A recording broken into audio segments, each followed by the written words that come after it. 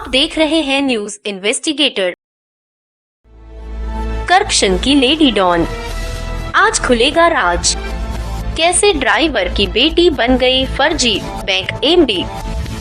नमस्कार, आप देखना शुरू कर चुके हैं न्यूज इन्वेस्टिगेटर लाइव। दोस्तों, आज की इनसाइड स्टोरी में हम दिल्ली स्टेट कोऑपरेटिव बैंक में जारी भर्ती घोटाले पर बात करेंगे। आज हम आपको यह बताएंगे कि कैसे इस कोऑपरेटिव बैंक की एमडी बैंक में ही फर्जी भर्तियों का एक पूरा रैकेट चला रही है, जिसमें बैंक के चेयरमैन से लेकर दिल्ली सरकार के आरसीएस कार्यालय में बैठे कई अधिकारियों की भी मिलीभगत है। इसलिए कई सालों से मीडिया में सुर्खियां बटोरने के बावजूद सरकारी मशीनरियों ने पूरे मामले पर एक संदिग्ध चुप्पी बना रखी है। आज की इनसाइड स्टोरी में हम आपके सामने सबसे पहले इस भर्ती घोटाले के इस रैकेट की मास्टरमाइंड एमडी अनीता रावत के एक एक भ्रष्टाचार से पर्दा उठाएंगे। तो चलिए देखते हैं पहले ये खास रिपोर्ट। करप्शन की लेडी डॉन, आज खुलेगा राज। कैसे ड्राइवर की बेटी बन गई फर्जी बैंक एमडी। पिछले साल सितंबर में रिजर्व बैंक को Punjab and Maharashtra cooperative bank यानी पीएमसी बैंक में हो रहे कथित घोटाले का पता चला था। इस घोटाले के सामने आते ही लाखों बैंक धारकों की मेहनत की कमाई हजारों करोड़ों के खेल में फंसकर रह गई। अब इस घोटाले को तकरीबन 1 साल हो गए हैं, परंतु लगता नहीं कि आरबीआई ने पीएमसी घोटाले से कहीं कोई सबक लिया हो। कहीं न कहीं हर बार अन्य सरकारी मशीनरियों की तरह ही आरबीआई भी सब कुछ लूटने पीटने के बाद ही जागती है। करप्शन की लेडी डॉन, आज खुलेगा राज। कैसे ड्राइवर की बेटी बन गई फर्जी बैंक एमडी। अब दिल्ली के इसी कोऑपरेटिव बैंक की बात करें तो खुद आरबीआई ने इस बैंक को सेकंड शेड्यूल बैंक का दर्जा दे रखा है, परंतु इस बैंक में होने वाले आर्थिक घोटालों की शिकायतों पर कार्रवाई करने से हर मौके पर आरबीआई अपना पल्ला झाड़ लेती है। यूं तो आरबीआई लगातार इस बैंक के मामले में जांच के लिए आरसीएस को गाहे बगाहे पत्र लिखती रहती है, परंतु शेड्यूल कोऑपरेटिव बैंक होने के नाते आरबीआई ने खुद कभी आगे बढ़कर इस बैंक के घोटालों पर कोई ठोस कार्रवाई नहीं की। करप्शन की लेडी डॉन, आज खुलेगा राज। कैसे ड्राइवर की बेटी बन गई फर्जी बैंक एमडी। मायानगरी मुंबई के पीएमसी बैंक की तर्ज पर ही राजधानी के दिल्ली स्टेट कोऑपरेटिव बैंक को भी बर्बादी की दीमक ने पकड़ लिया है। यूं तो राजधानी दिल्ली का यह सबसे बड़ा शेड्यूल कोऑपरेटिव बैंक है, परंतु इस कोऑपरेटिव बैंक की एमडी अनीता रावत ने इस बैंक को दोनों हाथों से लूटने का कारोबार चला रखा है। बैंक सूत्रों की माने तो आज की एमडी अनीता रावत किसी जमाने में एक अकाउंटेंट के तौर पर बैंक में डायरेक्ट बहाल हुई थी। उस वक्त बैंक के एडमिनिस्ट्रेटर थे एसएल बंसल और अनीता रावत के पिता ड्राइवर हुआ करते थे। अनीता रावत को उस समय बैंक अकाउंटेंट की नौकरी भी एडमिनिस्ट्रेटर एसएल बंसल की कृपा दृष्टि से ही मिली थी। इसी कृपा दृष्टि प्राप्त करने के अपने टैलेंट की बदौलत अनीता रावत पिछले 5 सालों से एमडी की कुर्सी पर काबिज है। करप्शन की लेडी डॉन, आज खुलेगा राज। कैसे ड्राइवर की बेटी बन गई फर्जी बैंक एमडी। दोस्तों, फर्जी तौर से अकाउंटेंट भर्ती होने के बाद आज तक अनीता रावत ने भ्रष्टाचार के कई कीर्तिमान स्थापित किए हैं। अपने 8-10 रिश्तेदारों को बैंक में नौकरी देने के साथ साथ फर्जी खर्चे के बिलों के माध्यम से बैंक को लाखों रुपए का चूना लगा दिया। रिश्वत के पैसों से गुड़गांव में बहुमंजिला आलीशान बिल्डिंग खड़ी कर ली और ये सारी चीजें अनीता रावत के भ्रष्टाचार का जीता जागता सबूत है। तो चलिए देखते हैं पहले ये खास report. Delhi state cooperative bank की लुटेरी एमडी अनीता रावत द्वारा बैंक में अंजाम दिए गए घोटालों के मामलों में एक ताजा मामला जुड़ गया है। इस लुटेरी एमडी ने बैंक घोटाले के पैसों से गुड़गांव के डीएफएफ साइबर सिटी में एक बहुमंजिला मकान बनवाया है। यह मकान सेक्टर 43 में स्थित है, जिसका प्लॉट संख्या 943 है। हुड्डा की वेबसाइट पर जांच करने पर पता चला कि यह प्लॉट अनीता रावत के नाम पर ही है और इसका अलॉटमेंट 2002 में हुआ था। अब यह जांच का विषय है कि अनीता रावत 2002 में महज एक अकाउंटेंट हुआ करती थी और गनमैन सतपाल सिंह के साथ कैश का बक्सा उठाती थी और महज 15 से 20,000 की सैलरी में इस लुटेरी एमडी ने यह प्लॉट खरीदा कहां से। फिर 2016 में इसी अकाउंटेंट ने चेयरमैन विजेंद्र सिंह को हनी ट्रैप में फंसाकर खुद इस बैंक की एमडी बन गई। साल 2016 से अब तक एमडी 2.5 करोड़ रुपए की सैलरी ले चुकी है, परंतु यह जगजाहिर है कि हुड्डा की इस स्कीम में 4-5 मंजिला मकान बनाने में 5 से 6 करोड़ रुपए खर्च हो जाना आम बात है। तो फिर इस लुटेरी एमडी ने अपनी आर्थिक औकात से बाहर जाकर यह बहुमंजिला आशियाना आखिर बनाया कैसे। बैंक सूत्रों की माने तो अनीता रावत दिग्गज कांग्रेसी नेता और नेफेड के मौजूदा चेयरमैन डॉक्टर विजेंद्र सिंह समेत कई राजनीतिज्ञों के ब्लैक मनी को अलग अलग जगह इन्वेस्ट करने का काम करती रही है। विजेंद्र सिंह नेफेड के साथ साथ इस कोऑपरेटिव बैंक में भी भर्ती घोटाले का मास्टरमाइंड रहा है। बैंक सूत्रों की माने तो लुटेरी एमडी अनीता रावत ने रिश्वत के इन्हीं पैसों को गुड़गांव की इस प्रॉपर्टी में इन्वेस्ट किया है।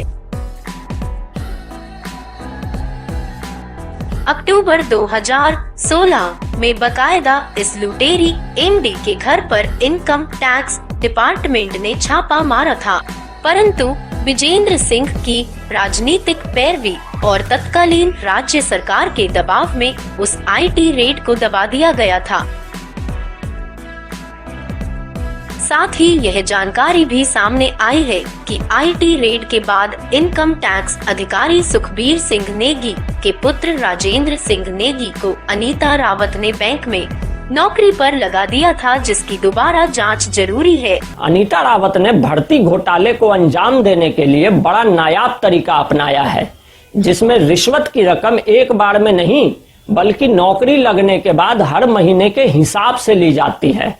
मसलन मान लीजिए ड्राइवर की नौकरी के लिए 5 लाख की रिश्वत तय हुई, तो हर महीने 25,000 रुपए की रकम अनीता रावत उस ड्राइवर की सैलरी से लेती रहती है। आइए पहले आपको इसी बैंक के गनमैन की जुबानी सुनाते हैं अनीता रावत द्वारा रिश्वत लेकर नौकरी देने की कहानी। ठीक है जी, मैं दिल्ली स्टेट कोऑपरेटिव बैंक में सर्विस करता हूँ अभी भी। इन्होंने मेरे को ज़बरदस्ती बर्खास्त किया गया है, मेरी जिसमें कोई भी गलती नहीं है। मगर ये जो मामला है भर्ती घोटाले का है, मेरे सामने संदीप ढाका से D711 से एमडी के द्वारा 2 बार करके 2.5 लाख रुपए रिश्वत ली गई। नीचे मीटिंग हॉल के सामने, सुबह के टाइम मीटिंग हॉल के सामने ली और दोबारा मेरे को मालूम नहीं, फिर मैं कैश पे चला गया था किस टाइम ली, मगर 2.5 लाख रुपए दोबारा फिर ली है। करप्शन की लेडी डॉन, आज खुलेगा राज। कैसे ड्राइवर की बेटी बन गई फर्जी बैंक एमडी। जैसा कि अभी अभी आपने इसी कोऑपरेटिव बैंक के गनमैन की जुबानी एमडी की रिश्वत खोरी की कहानी सुनी। एमडी अनीता रावत के खातों को ध्यान से देखने पर पता चला कि हर महीने Anita Rawat Daryaganj branch manager Giriraj Singh, driver Narendra मान और असिस्टेंट योगेश कुमार के सैलरी अकाउंट से 25-25 हजार रुपए अपने अकाउंट में ट्रांसफर करवाती है। बैंक की ऑडिट में भी इस लेन देन को संदिग्ध ठहराया गया है। सिर्फ इतना ही नहीं, यह फर्जी एमडी अनीता रावत अक्सर फर्जी बिलों के माध्यम से भी लाखों की अवैध निकासी करती रहती है। ऐसा ही एक 5 लाख की बड़ी रकम एमडी ने फ्लैट की फर्निशिंग के नाम पे डकार ली और अगले ही साल फिर से 5 लाख रुपए दोबारा उसी फ्लैट की फर्निशिंग के नाम पे निकाल लिए। अब तो ये भगवान जाने कि फर्जी एमडी ने कॉमनवेल्थ खेल गांव के वेल फर्निश्ड फ्लैटों की कौन सी फर्निशिंग करवाई होगी, और भगवान जाने कैसा फर्निशिंग का काम करवाया कि अगले ही साल फिर से फर्निशिंग के नाम पर 5 लाख रुपए खर्च करने पड़ गए। सबसे मजेदार बात तो यह है कि जिन फ्लैटों की फर्निशिंग के नाम पर एमडी ने लाखों रुपए का गबन किया, दरअसल वो खेल गांव के वो फ्लैट हैं जो अवैध तरीके से खरीदे गए थे।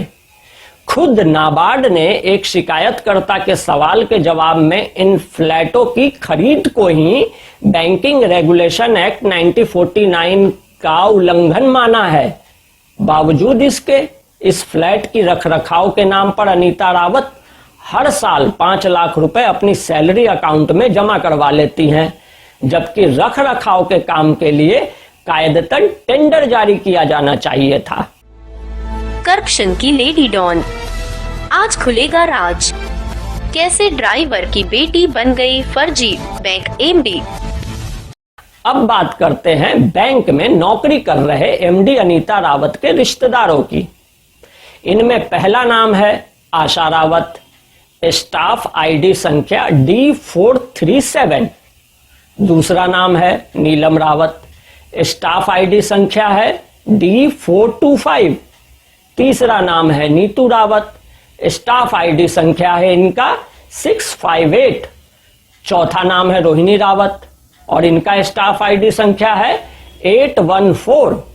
पांचवा नाम है मयंक रावत और इनका स्टाफ आईडी संख्या है 827। छठा नाम है पूनम तरियाल, इनका स्टाफ आईडी संख्या है D820। सातवां नाम है हिमांशु रावत, स्टाफ आईडी संख्या है D816।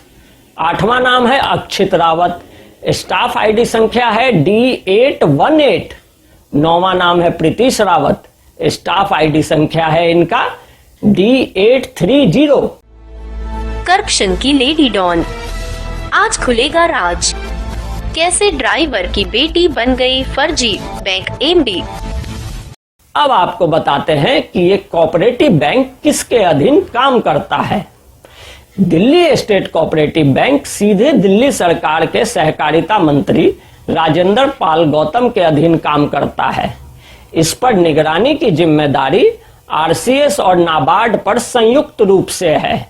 साल 2019 में शेड्यूल बैंक का दर्जा मिलने के बाद अब इसकी जिम्मेवारी आरबीआई पर भी बनती है, परंतु हर जगह ईमानदारी का ढकोसला करने वाले अरविंद केजरीवाल और उनके सरकार के सहकारिता मंत्री राजेंद्र पाल गौतम सालों से इस कोऑपरेटिव बैंक में हो रहे भर्ती घोटाले पर चुप्पी साधे बैठे हैं। करप्शन की लेडी डॉन, आज खुलेगा राज। कैसे ड्राइवर की बेटी बन गई फर्जी बैंक एमडी।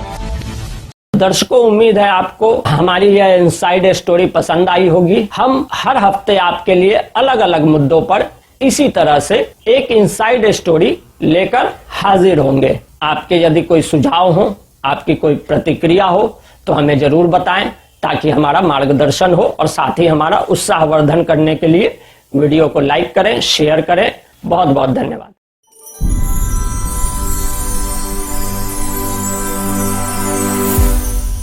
आप देख रहे हैं न्यूज इन्वेस्टिगेटर।